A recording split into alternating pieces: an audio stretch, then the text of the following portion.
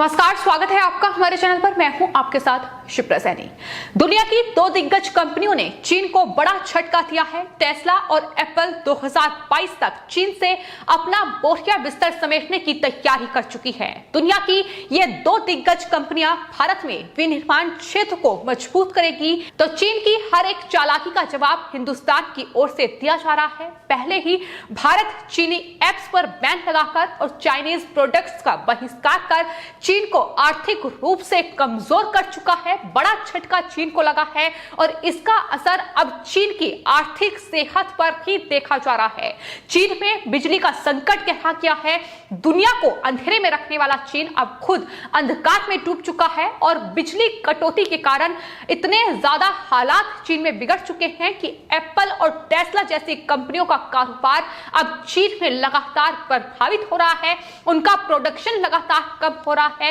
लेकिन इस बीच अब दुनिया की ये दो अमेरिका की दिग्गज कंपनियां टेस्ला और एप्पल ने चीन को बड़ा झटका दिया है। चीन में मौजूद अपनी कंपनियों को भारत में स्थानांतरित करने का मन इन दोनों ही कंपनियों ने बना लिया है।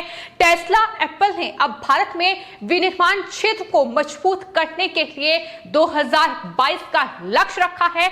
आपको बता दें, पहले ही दरअसल एप्पल और टेस्ला को इस बार भारत में इस साल निवेश करना था, लेकिन कुछ वजहों से ये मुमकिन नहीं हो पाया क्योंकि कोविड महामारी के चलते ये जो फैसला इन दो कंपनियों की ओर से क्या किया था, ये मुमकिन नहीं हो पाया। जाहिर तौर पर दुनिया के नक्शे पर भारत को एक ब्रांड के रूप में उठाने की तैयारी थी और वहीं तकनीक और ऑटो क्षेत्र में चीन के नेतृत्व वाले निवेश पर निर्भरता कम की जाए, उसे खत्म किया जाए, इसकी तैयारी अमेरिका की ये कंपनी एप्पल और टेस्ला कर रही थी। टेस्ला जो कि दुनिया की इलेक्ट्रिक कार उत्पादक कंपनी है, सबसे बड़ी इलेक्ट्रिक कार कंपनी है टेस्ला, और वही एप्पल ब्रांड है जो कि आईफोन और तमाम जो एप्पल से जुड़े प्रोडक्ट हैं उसका उत्पादन इनके द्वारा होता है। अलग अलग कंपनीज है और उसके जरिए चीन में जो इनकी कंपनी है कहीं ना कहीं अब उसे भारत में ट्रांसफर किया जाए,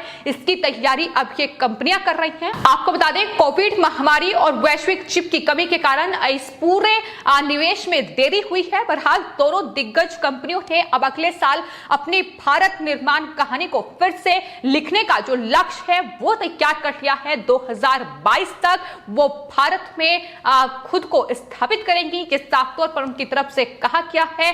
क्योंकि कोविड की गति अब लगातार धीमी हो रही है, ऐसे में उन्हें अपने लक्ष्य को हासिल करना है। चीन के लिए बड़ा झटका है।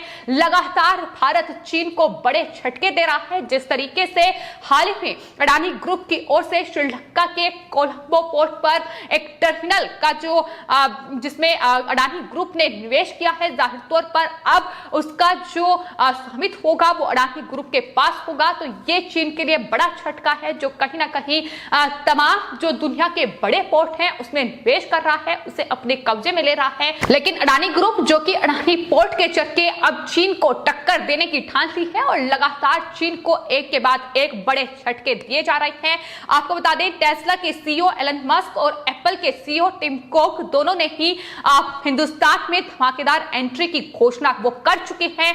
मस्क ये चाहते थे कि उनकी इलेक्ट्रिक कारें जो हैं वो घरेलू सड़कों पर चले। आयात शुल्क की चिंताओं के बावजूद उन्होंने ये घोषणा की थी, जबकि कुक ने देश में अधिक एप्पल के जो प्रोडक्ट हैं उनको असेंबल करने और बनाने पर जोर दिया था। और इसके साथ साथ पहला ब्रांडेड रिटेल स्टोर मुंबई में खोलने की घोषणा भी उनके द्वारा की गई थी। लेकिन जाहिर तौर पर इसमें कुछ देरी हुई। लेकिन अब जिस तरीके से चीन लगातार चालाकी दिखा रहा है, चीन की लगातार नापाक हरकतें सामने आ रही है और जिस तरीके से दुनिया को अंधेरे में चीन ने रखा, फिर चाहे वो कोविड महामारी के दौरान हो या जिस तरीके से वो अफगानिस्तान में तालिबानियों का समर्थन करने की बात हो या हिंद महासागर में जिस तरीके से कब्जा लगातार चीन की ओर से बढ़ता जा रहा है, तो इन तमाम चालाकियों का जवाब लगातार चीन को दिया जा रहा है। और हाल ही में जो क्वाड की बैठक अमेरिका में हुई है जिसमें प्रधानमंत्री नरेंद्र मोदी मोदी की ओर से दो टूक ये कहा गया है कि चीन की चालबाजियों को कम करने के लिए तमाम कदम उठाए जाएं। जिस तरीके से चीन लगातार अपनी चालाकियां दिखा रहा है उसे जवाब दिया जाए। भारत की ओर से लगातार चीन को जवाब दिया जा रहा है, फिर चाहे वो एलएसी पर हो या फिर जिस तरीके से चीन ने कहीं ना कहीं भारत पर अपनी एप्स के जरिए, अपने तमाम प्रोडक्ट्स के जरिए कब्जा करने की कोशिश की, लेकिन अब एप्स पर बैन लगाकर उनके प्रोडक्ट का बहिष्कार कर तमाम जो उत्पाद हैं वहां के उस पर बैन लगाकर भारत ने कहीं ना कहीं ये दिखा दिया है कि चीन के बिना ही भारत खुद को मजबूत कर सकता है। लगातार जो निवेश है तमाम दुनिया की बड़ी दिग्गज कंपनियां वो भारत में कर रही हैं, फिर चाहे एप्पल हो या टेस्ला हो, तमाम जो एप्पल के फोन बनाने वाली कंपनियां हैं, फिर चाहे वो फॉक्सकॉन हो या फिर दूसरी कंपनी हो, लगभग 3 कंपनी हैं जो भारत में एप्पल के जो प्रोडक्ट हैं उनका निर्माण कर रही है, जो आईफोन बना रही है।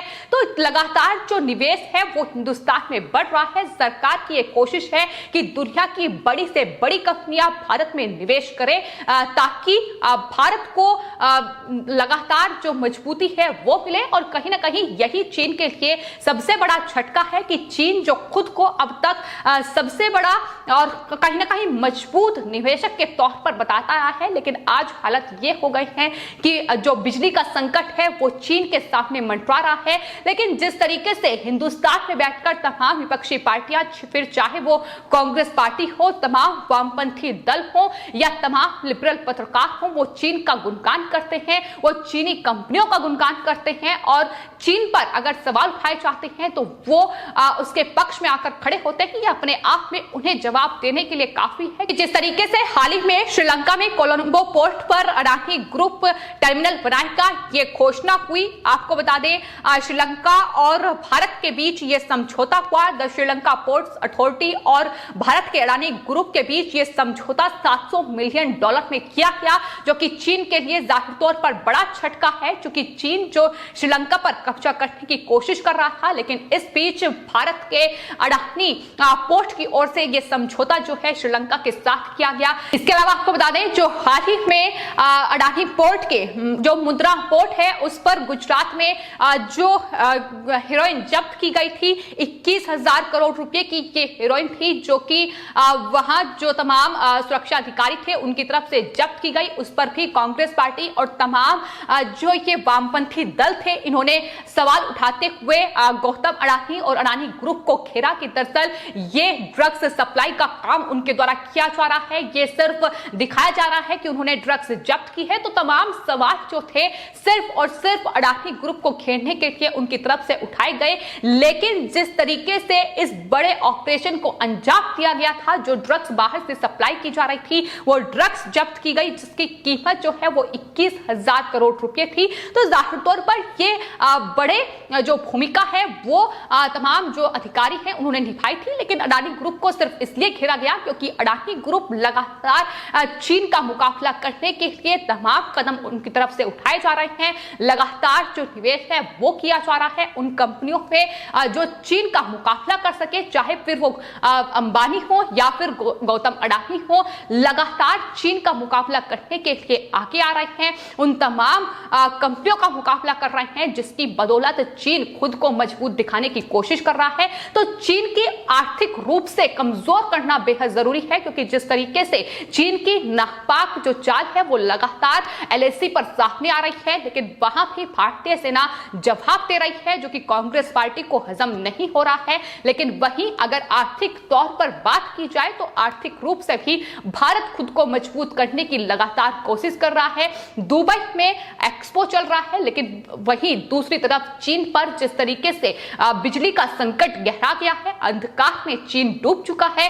तमाम जो बड़ी कंपनियां जिन्होंने चीन में निवेश किया है उनका उत्पादन जो है उस पर गहरा असर पड़ा है। वहां जो उनकी फैक्ट्रियां हैं, जो कंपनियां हैं, वो उत्पादन नहीं कर पा रही हैं। और इस बीच ये खबर कि अब एप्पल और टेस्ला जो कंपनी है 2022 तक चीन से अपनी जो कंपनियां हैं वो भारत में स्थानांतरित करेगी, तो इससे बड़ा झटका चीन के लिए नहीं हो सकता है, क्योंकि भारत में प्रधानमंत्री नरेंद्र मोदी और साथ ही केंद्र सरकार की ओर से दो टूक ये कहा गया है कि चीन को कहीं ना कहीं इस तरीके से ही कमजोर किया जा सकता है जिस तरीके की नापाक चाल लगातार चीन की ओर से दिखाई जा रही है। आपको बता दें, दुनिया की सबसे बड़ी इलेक्ट्रॉनिक कार कंपनी टेस्ला और साथ ही एप्पल लगातार भारत में निवेश करने की तमाम कोशिशें उनकी तरफ से जारी हैं। केंद्र सरकार से बातचीत लगातार उनकी चल रही है। तो वहीं जो केंद्रीय परिवहन मंत्री हैं नितिन गडकरी, उन्होंने हाल ही में यह कहा कि अगर टेस्ला अपनी इलेक्ट्रॉनिक कारों का निर्माण भारत में करती है तो उसे